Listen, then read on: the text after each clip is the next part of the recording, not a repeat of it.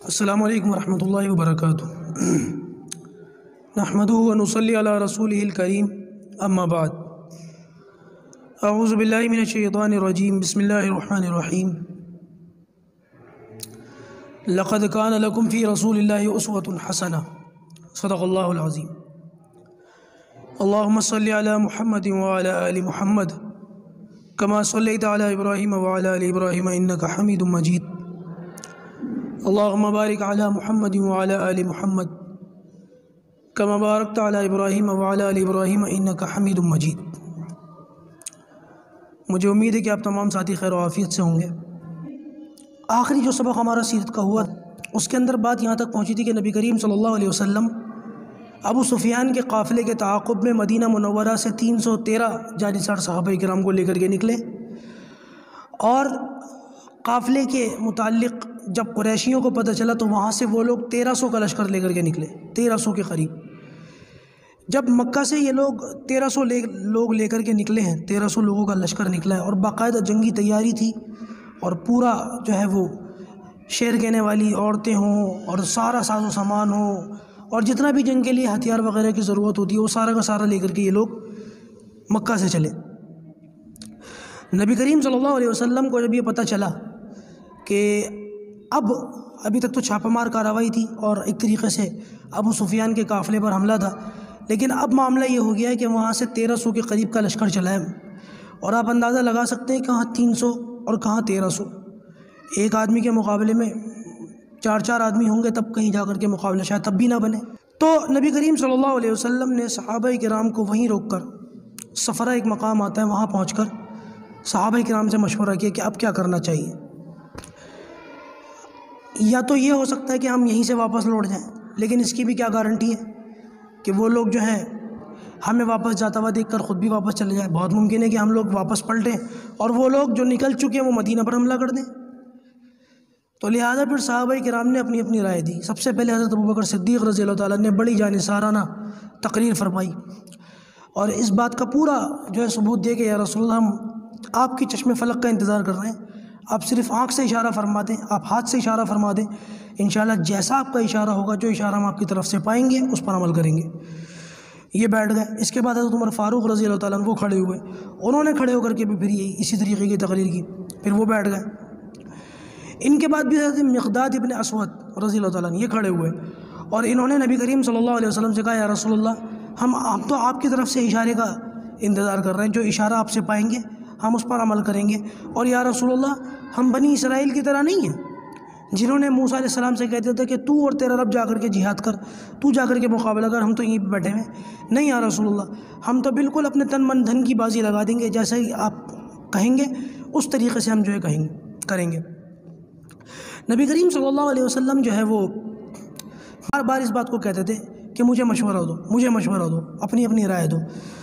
آپ نے پہلے کہا تو ابوبکر صدیق کھڑے ہوئے، عمر فاروق رضی اللہ تعالیٰ عنہ کھڑے ہو گئے، پھر آپ نے دوسری مرتبہ فرمایا تو حضرت مقداد کھڑے ہو گئے، اس کے بعد پھر آپ نے تیسری مرتبہ فرمایا۔ تو انصار جو صحابہ تھے مدینہ منورہ کے، ان کے جو سردار سمجھے جاتے ہیں حضرت سعد بن معاذ، وہ بھانپ گئے کہ نبی کریم صلی اللہ علیہ وسلم جو بار بار یہ کہہ رہے ہیں کہ مجھے مشورہ دو، مجھے مشورہ دو، یہ اللہ کے رسول صلی اللہ علیہ وسلم کا اشارہ ہماری طرف ہے۔ تو کنفرم کرنے کے لیے کہا یا رسول اللہ کیا آپ انصار سے مخاطب ہیں؟ تو آپ نے فرمایا ہاں۔ تو پھر یہ کھڑے ہوئے اور ان کی زبردست تقریر سنی، انہوں نے کس طریقے سے کہا کہ یا رسول اللہ ہم بالکل جان مال سے آپ کے ساتھ ہیں، جو آپ کہیں گے ہم انشاءاللہ اس پر عمل کریں گے، اور آپ ہمیں بالکل ثابت قدم پائیں گے۔ اور کہنے لگے یا رسول اللہ ہم اپنا مال آپ کی خدمت میں پیش کرتے ہیں، آپ جتنا چاہیں اس میں سے لیں، اور یا رسول اللہ جتنا چاہیں آپ اس میں سے واپس کر دیں، اور یا رسول اللہ یہ بات یاد رکھیے گا کہ جو مال آپ لے لیں گے وہ مال ہمیں زیادہ پسند ہوگا بنسبت اس مال کے جو ہمیں واپس لوٹا دیں گے۔ جو مال ہمیں مل جائے گا وہ ہمیں پسندیدہ نہیں ہے، ہمارے لیے تو وہ پسندیدہ جو آپ لے لیں گے۔ اور اس کے بعد کہا یا رسول اللہ برق الغمات کوئی جگہ ہے، بہت دور تھی وہ جگہ، کہ یا رسول اللہ اگر آپ ہمیں وہاں تک بھی لے کر کے جائیں گے تو ہم تو وہاں تک بھی آپ کے ساتھ آئیں گے، ہم پیچھے نہیں ہٹنے والے۔ اور یا رسول اللہ اگر آپ ہمیں یہ کہیں گے کہ سمندر میں گھوڑے ڈال دو تو اللہ کے رسول صلی اللہ علیہ وسلم ہم آپ کی محبت میں سمندر کے اندر گھوڑے ڈال دیں گے، ہم اس سے بھی پیچھے نہیں ہٹیں گے۔ یہ کہہ کر کے جو ہے وہ بھی بیٹھ گئے، اور نبی کریم صلی اللہ علیہ وسلم سے بہت خوش ہوئے، اللہ کے رسول صلی اللہ علیہ وسلم کو اس سے بڑی مسرت ہوئی، اور اللہ تعالیٰ نے پھر آیت نازل فرما دی، وَإِذْ يَعِيدُكُمُ اللَّهُ إِحْدَى الطَّائِفَتَيْنِ أَنَّهَا لَكُمْ، یعنی کہ آپ ابو سفیان کے قافلے کے پیچھے جائیں یا جو ہے وہ یہ جو لشکر مکے سے نکلا ہے اس کے تعاقب میں جائیں، اللہ تعالیٰ دو میں سے کسی ایک پر آپ کو فتح ضرور دے گا، یہ وعدہ آ گیا اللہ تعالیٰ کی طرف سے۔ اچھا جی، ادھر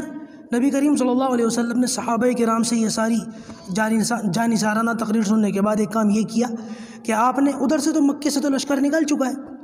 اور ادھر ابو سفیان کا قافلہ رستے میں ہے، مدینہ کے قریب سے گزرنے والا ہے، اور ادھر نبی کریم صلی اللہ علیہ وسلم نے دو صحابہ کو، ایک کا نام آتا ہے بس اور ایک کا نام آتا ہے عدی،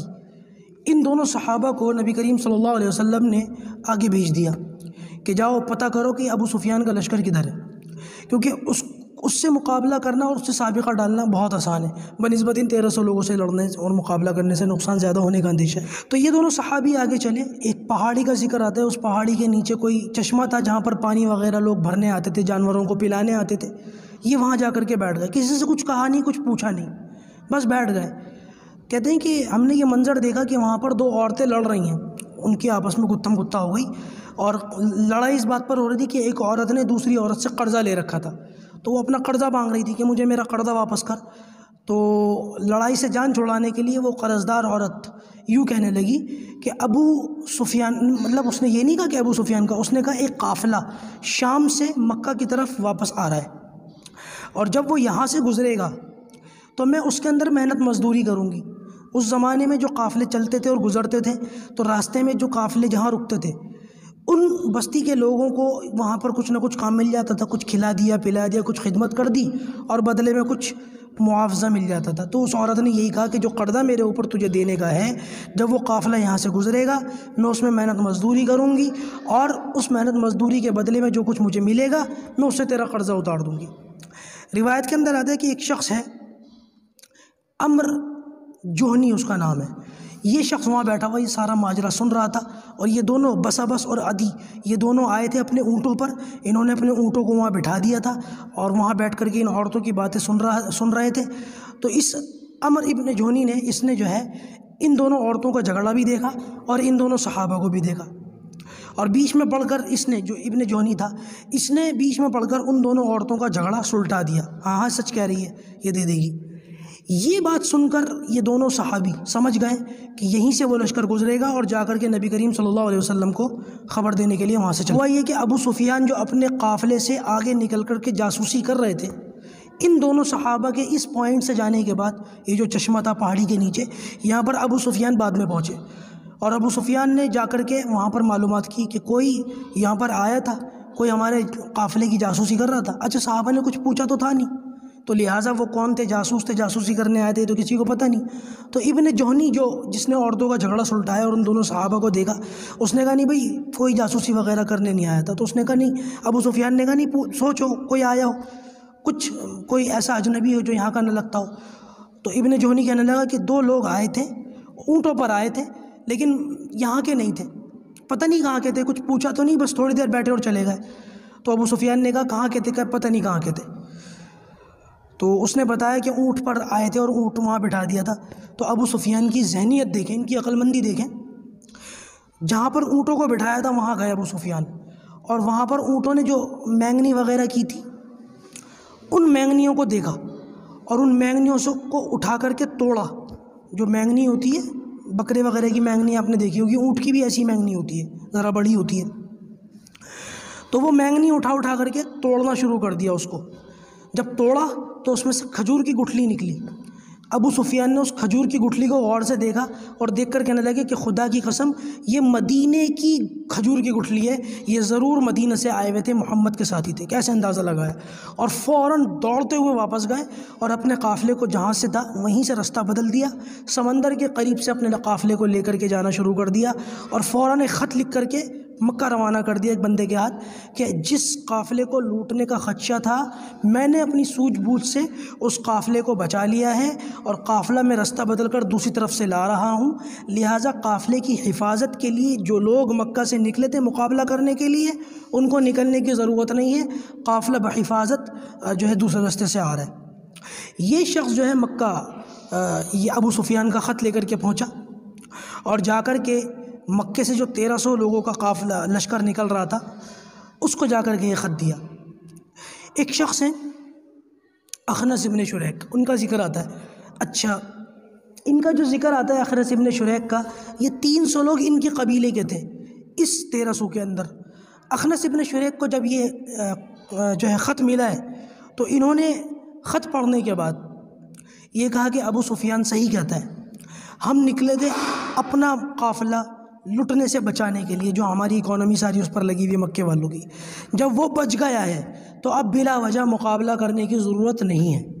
لہٰذا باہر جانا، مقابلہ کرنا، خون خرابہ کرنا، ٹائم خراب کرنا، اس سے کوئی فائدہ نہیں ہے، ہم لوگ واپس چلتے ہیں۔ ابو سفیان نے جب یہ خط بھیجا اور اخنس ابن شریک نے یہ خط سننے کے بعد اپنے لوگوں کے سامنے یہ تجویز پیش کی تو ابو جہل طیش میں آ گیا، اور ابو جہل کہنے لگا کہ نہیں، ہرگز نہیں، ہم واپس نہیں جائیں گے، اور ہم تو بہت اتراتے ہوئے جائیں گے، بہت اکڑتے ہوئے جائیں گے، ناچتے گاتے ہوئے جائیں گے، اور بدر کے میدان میں 2-3 دن رکیں گے، وہاں کھائیں گے، پیئیں گے، ڈانس کریں گے، اور خوب اپنی دھاک بٹھا کر اس کے بعد واپس آئیں گے، ایسے واپس نہیں جائیں گے۔ ہمارے لیے شرم کی بات ہے کہ ہم مقابلے کے لیے نکلیں اور بغیر مقابلہ کے واپس چلے جائیں۔ وہ تو اپنی تڑنگ میں تھا، میں نے کہا نا بدر کی مٹی پکار رہی تھی اس کو، جیسے کہ میں نے امیہ کے بارے میں کہا تھا کہ وہ بھی واپس جانے کی کوشش کرتا رہا لیکن نہ جا سکا، اور اس کی میت، اس کی قبر وہیں ہوئی، وہیں مرا وہ، ایسے اس کا بھی مرا، اس کا بھی، ابو جہل کا بھی وہیں کام تمام ہوا۔ بہرحال اخنس ابن شریک اور ابو جہل کے بیچ میں ایک طریقے سے اختلاف ہو گیا۔ اخنس نے کہا میں تیرے ساتھ نہیں ہوں، اس نے کہا جانا پڑے گا، تو اخنس نے کہا ٹھیک ہے تو چلا جا، اور اخنس اپنے 300 لوگوں کو لے کر وہیں سے واپس لوٹ گئے۔ تو یہ جو 1300 کا لشکر نکلا تھا، پھر یہ 1000 کا رہ گیا، یہ ہے 1000 اور 313، اصل یہ معاملہ بیٹھا تھا۔ تو 1000 کا لشکر پھر مکہ سے وہاں سے آگے بڑھا ہے، اور اخنس ابن شریک اپنے 300 لوگوں کو لے کر کے واپس چلے گئے، مقابلے میں نہیں آئے۔ اچھا، بیچ میں ایک واقعہ رہ گیا جو میں بتانا چاہتا تھا، وہ پہلے تھا لیکن اب سن لیجیے اس کو۔ وہ ہے کہ ایک مقام پر جب یہ قافلہ پہنچا ہے، جب ایک مقام پر یہ قافلہ پہنچا ہے، رات کا وقت تھا، تو یہ لشکر پہنچا ہے۔ ابو سفیان کا قافلہ تو نکل گیا، یہ لشکر جو مکہ سے نکلا ہے، ایک مقام پر جب یہ پہنچا ہے تو وہاں پہنچنے کے بعد ان لوگوں نے جو ہے وہ یہ دیکھا کہ اس میں ایک شخص تھا، جہیم اس کا نام تھا۔ اس شخص نے خواب دیکھا، اور خواب میں اس نے یہ دیکھا کہ ایک شخص جہاں پر یہ لشکر ٹھہرا ہوا ہے وہاں پر ایک شخص آیا ہے، اپنی اونٹنی لے کر کے، اونٹنی یا اونٹ لے کر کے آیا ہے، اور اس کے ہاتھ میں ایک برچھا ہے۔ برچھا کہتے ہیں نیزے کو، نیزہ برچھا ایک لمبی سی لکڑی ہوتی ہے اور اس کے آگے تیر کا وہ لگا ہوا ہوتا ہے۔ تو وہ شخص کہتا ہے کہ میں نے یہ دیکھا خواب میں کہ ایک شخص اونٹ لے کر کے آیا اور اس کے ہاتھ میں برچھا ہے، اور اس نے برچھا اونٹ کے مارا، گلے میں مارا، پیٹ میں مارا، کہاں مارا، بہرحال اونٹ کے مارا، اور اس برچھا مارنے کے نتیجے میں اس اونٹ سے خون نکلا ہے، خون کی ایک بوچھار نکلی ہے فوارے کی طرح، اور اس خون کے جو چھینٹے ہیں وہ اس لشکر کے جتنے خیمے بنے ہوئے تھے ہر خیمے کے اندر وہ چھینٹ گئی ہے۔ جب صبح ہوئی ہے تو جہیم ابن ثلث اس نے اپنا خواب بیان کیا، اور لشکر کے اندر جو ہے وہ اب پہلے سے کچھ نشانیاں چلتی ہوئی آ ہی رہی تھیں۔ تو جب انہوں نے یہ معاملات سنے ہیں، ابو جہل نے بھی سنے، لشکر کے اندر ایک خوف پھیلنے لگا، تو ابو جہل نے بجائے اس کے کہ سمجھداری سے کام لیتا اور اس خواب کے اشارے کو سمجھتا، کہنے لگا کہ ایک اور نبی پیدا ہو گیا لگتا ہے، یہ ایک ایک کر کے نبی کیوں پیدا ہو رہا ہے ہمارے قریش کے اندر، اس طریقے کی باتیں کرنے لگا تاکہ لوگ ڈی موٹیویٹ نہ ہوں، تاکہ لوگ واپس نہ جائیں۔ تو اس نے اس قسم کی باتیں کر کے لوگوں کو پھر ورغلا دیا، اور کہنے لگا یہ خواب یاد رکھنا، جس نے یہ خواب دیکھا نا وہ اس خواب کو یاد رکھے، اور بدر کے اندر ابھی جو کچھ ہونے والا ہے وہ منظر بھی یاد رکھے، دیکھتے ہیں کون مرے گا اور کون جیے گا، بدر کے اندر جا کے جواب دوں گا میں اس خواب کا۔ یہ اس نے کہا، تڑنگ میں تو تھا ہی، بڑا خطرناک اس کی تڑنگ تھی، اور نبی کریم صلی اللہ علیہ وسلم نے فرمایا کہ یہ میری امت کا فرعون ہے، اور یہ فرعون موسیٰ کے فرعون سے زیادہ خطرناک ہے۔ کیوں خطرناک ہے؟ میں بدر میں اس کا جواب دوں گا کیوں خطرناک ہے، اس کو یاد رکھیے گا، اگر میں بھول بھی جاؤں نا تو مجھے یاد دلا دیجیے گا۔ یہ فرعون، میری امت کا فرعون موسیٰ کے فرعون سے زیادہ خطرناک ہے، اس کے بارے میں۔ تو یہ سارے معاملات ہوئے، اور یہ لشکر پھر آگے چلا ہے۔ ادھر سے نبی کریم صلی اللہ علیہ وسلم جو ہے مدینہ سے آگے چل رہے تھے۔ اللہ کی شان ہے کہ یہ مقابلہ بدر کے میدان میں ہونا تھا، لیکن مسلمانوں کے پہنچنے سے پہلے مشرکین مکہ اور قریش کا جو 1000 کا لشکر تھا یہ بدر کے میدان میں پہلے پہنچ گیا۔ اچھا، مصیبت یہ ہے کہ جو شخص جو مطلب جس علاقے میں میدان میں مقابلہ ہونا ہوتا ہے اس میدان میں جو پہلے پہنچ جائے پھر بازی اس کی سمجھی جاتی ہے، اس لیے کہ جو مناسب جگہ ہوتی ہے وہ اپنے لیے دیکھ لی جاتی ہے۔ ہوا بھی یہی کہ مشرکین مکہ پہلے پہنچ گئے اور اس بدر کے میدان میں جو مناسب جگہ تھی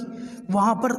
اپنا قبضہ کر لیا، وہاں خیمے گاڑ لیے۔ جو پتھریلی جگہ تھی، جو ذرا صحیح جگہ تھی، وہاں پر خیمے گاڑ لیے۔ جہاں پر پانی کے کنویں تھے یا پانی کے چشمے وغیرہ تھے وہاں پر خیمے گاڑ لیے۔ اور جب مسلمان بعد میں پہنچے تو سارا میدان وہ میدان کا وہ حصہ بچا تھا کہ جہاں پر نہ تو خیمے گاڑنے کے لیے کوئی جگہ تھی، مطلب پتھریلی زمین بھی نہیں تھی، ریتیلی زمین تھی، پیر ٹخنوں تک یا گھٹنوں تک اس کے اندر دھس رہے تھے، اتنی یعنی کہ پنڈلیوں تک زمین میں پیر دھس جائے، چلنا بھی آسان نہ ہو۔ مقابلہ تو کیا کریں گے، جہاد تو کیا کریں گے، چل بھی نہیں سکتے، پیر پنڈلیوں تک زمین کے اندر دھس جاتے ہیں، ایسی ریتیلی زمین تھی اور پانی کا کوئی نام و نشان نہیں تھا۔ آپ اندازہ لگائیں کہ 313 ہیں، جنگ کا ارادہ نہیں تھا، جنگ کا سامان نہیں تھا، اور بہت سارے لوگ کمزور تھے۔